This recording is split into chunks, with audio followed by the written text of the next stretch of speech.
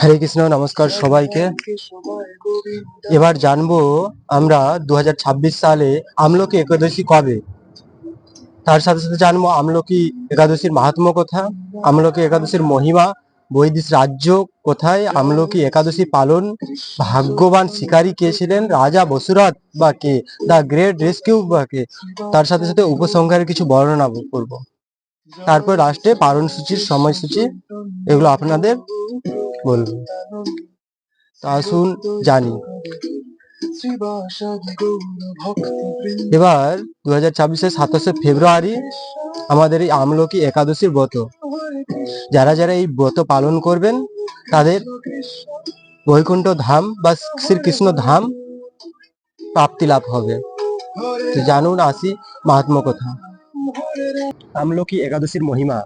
রাজা মান্ধাতা একবার বিশিষ্ট মুনিকে বলেছিলেন, হে মহারিষি, আমার প্রতি কৃপা করুন এবং আমাকে এমন একটি পবিত্র উপবাসের কথা বলুন যা আমার চিরকালের জন্য উপকারী হবে। বশিষ্ঠ মুনি উত্তর দিলেন, হে রাজা, দয়া করে শুনুন, আমি সর্বশ্রেষ্ঠ উপবাসের দিন আমলকি একাদশীর বর্ণনা দিচ্ছি। যে ব্যক্তি এই একাদশীতে বিশেষতার সাথে উপবাস করে সে প্রচুর ধন সম্পদ লাভ করে, সকল প্রকার পাপের প্রভাব থেকে মুক্ত হয় এবং মুক্তি লাভ করে। এই একাদশীর উপবাস একজন শুদ্ধ ব্রাহ্মণকে 1000 গরু দান করার চেয়েও পবিত্রতা লাভ করে। তাই দয়া করে আমার কথা মনোযোগ সহকারে শুনুন। যখন আমি আপনাকে একজন শিকারীর গল্প বলছি, সে তার জীবিকার জন্য প্রতিদিন নিরীহ পশু হত্যা করত, কিন্তু পূজার নিয়ম কানুন অনুসরণ করে আমলকি একাদশীর উপবাস পালন করে মুক্তি লাভ করছিল। বৈদিক রাজ্য। একসময় বৈদিশ নামে একটি রাজ্য ছিল, যেখানে সমস্ত ব্রাহ্মণ, ক্ষত্রিয়, বৈশ্য এবং শূদ্ররা সমানভাবে বৈদিক জ্ঞান, প্রচণ্ড শারীরিক শক্তি এবং সূক্ষ্ম বুদ্ধিমত্তায় সমৃদ্ধ ছিল। রাজাদের মধ্যে সিংহ পুরো রাজ্য বৈদিক শব্দে পরিপূর্ণ ছিল। একজনও নাস্তিক ছিল না এবং কেউ পাপ করত না।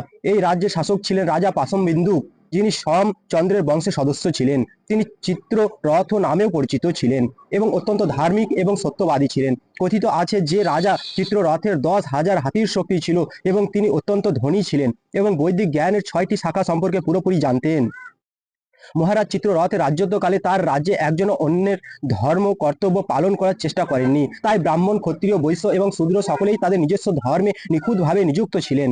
সারা দেশে কৃপণ বা দরিদ্র কেউ দেখা যেত না। কখনোই খরা বা বন্যা হয়নি। প্রকৃতপক্ষে রাজ্য রোগমুক্ত ছিল এবং সকলেই সুস্বাস্থ্য উপভোগ করত। লোকেরা পরমেশ্বর ভগবান বিষ্ণুর প্রতি প্রেমময় ভক্তিমূলক সেবা করত। যেমন রাজাও ভগবান শিবের বিশেষ সেবা করতেন। তাছাড়া মাসে 2বার সকলেই একাদশী উপবাস করত। এইভাবে হে হে রাজাদের শ্রেষ্ঠ বৈদিশার নাগরিকরা বহু দীর্ঘ বছর পরম সুখ এবং সমৃদ্ধিতে জীবনযাপন করত।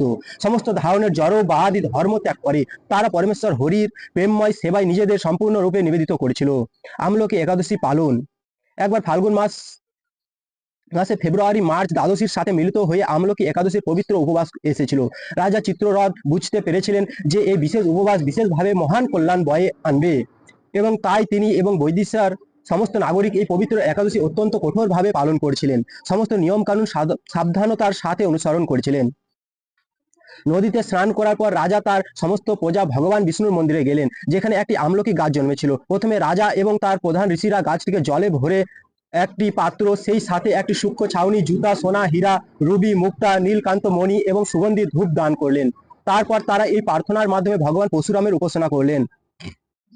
হে ভগবান পরশুরাম, হে রেণুকার পুত্র, হে সর্বপ্রিয়, হে জগৎ সমূহের মুক্তিদাতা, দয়া করে এই পবিত্র আমলকি গাছের নিচে আসুন এবং আমাদের বিনীত প্রণাম গ্রহণ করুন। তারপর তারা আমলকি গাছের প্রার্থনা করলেন, হে আমলকি, হে ভগবান ব্রহ্মার সন্তান, তুমি সকল ধরনের পাপপূর্ণ প্রতিক্রিয়া ধ্বংস করতে পারো। দয়া করে আমাদের শ্রদ্ধাঞ্জলি প্রণাম এবং এই বিনীত দান গ্রহণ করো। হে আমলকি, তুমি আসলে ব্রহ্মের রূপ এবং তুমি একসময় স্বয়ং ভগবান রামচন্দ্রের দ্বারা পূজিত হয়েছিলে। যে কেউ তোমাকে প্রদক্ষিণ করে তাই সে ততক্ষণাৎ তার সমস্ত পাপ থেকে মুক্ত হয়। এই চমৎকার প্রার্থনা করার পর রাজা চিত্ররথ এবং তার প্রজারা সারা রাত জেগে রইলেন। পবিত্র একাদশী উপবাসের নিয়ম অনুসারে প্রার্থনা ও উপাসনা করলেন। উপবাস ও প্রার্থনার এই শুভ সময়ের একজন অত্যন্ত ধর্মহীন ব্যক্তি সমাবেশে উপস্থিত হলেন, যিনি পশু হত্যা করে নিজের এবং তার পরিবারের ভরণ পোষণ করতেন। ক্লান্তি এবং পাপ উভয়ের ভারে ভরাক্রান্ত শিকারী রাজা এবং বৈদিশের নাগরিকদেরকে সারা রাত জাগরণ, উপবাস এবং ভগবান বিষ্ণুর পূজা করে আমলকি একাদশী পালন করতে দেখলেন, যা অনেক প্রদীপ দ্বারা উজ্জ্বল ভাবে আলোকিত ছিল। শিকারী কাছাকাছি লুকিয়ে রইল, ভাবছিল যে তার সামনে এই অসাধারণ দৃশ্যটি কি। ভগবান শিকারী, এখানে কি হচ্ছে সে ভাবল। পবিত্র আমলকি গাছের নিচে সেই মনোরম বনে যে সে যা দেখছিল তা হলো জলপাত্রে আসনের উপর ভগবান দামোদরের দেবতাকে পূজা করা হচ্ছে এবং সে ভক্তদের ভগবান শ্রীকৃষ্ণের অপ্রাকৃত রূপ এবং লীলা বর্ণনা করে পবিত্র গান গাইতে শুনতে পেয়েছিল। নিজের সত্যতেও নিরীহ পাখি এবং প্রাণীদের হত্যাকারী সেই কঠোর অধর্মচারী পুরো রাতটি একাদশী উদযাপন দেখে এবং ভগবানের মহিমা শুনে বিস্ময়ে কাটিয়েছিল। সূর্যোদয়ের পরপরই রাজা এবং তার রাজ পরিবার, সভা সদগণ এবং সমস্ত নাগরিক একাদশী পালন সম্পূর্ণ করে বৈদিশা নগরীতে ফিরে আসেন।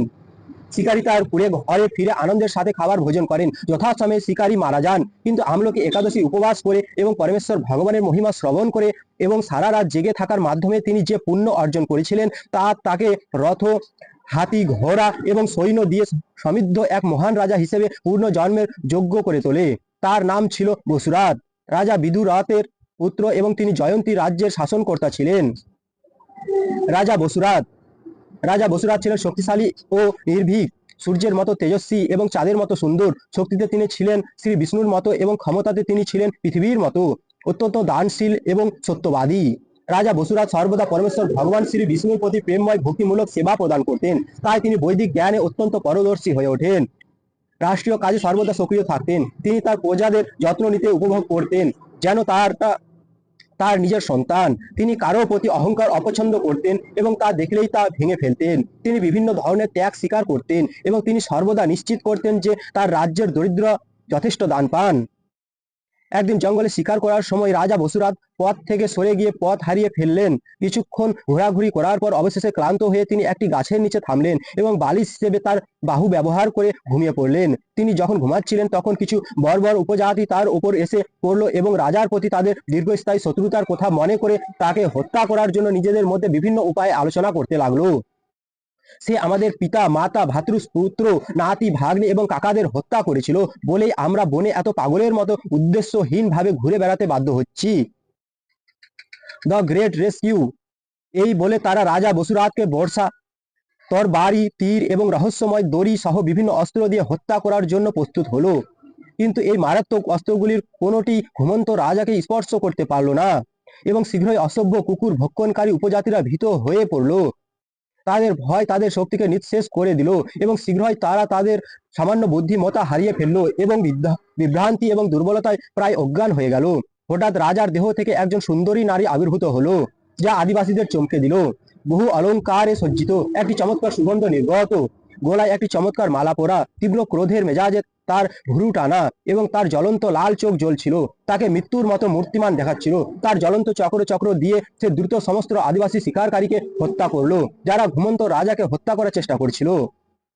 ঠিক তখনই রাজা জেগে উঠলেন এবং তার চারপাশে সমস্ত মৃত উপজাতিদের পড়ে থাকতে দেখে তিনি অবাক হয়ে গেলেন। তিনি ভাবলেন, এরা সবাই আমার বড় শত্রু। কে তাদের এত নির্মম ভাবে হত্যা করেছে? আমার মহান দাতাকে।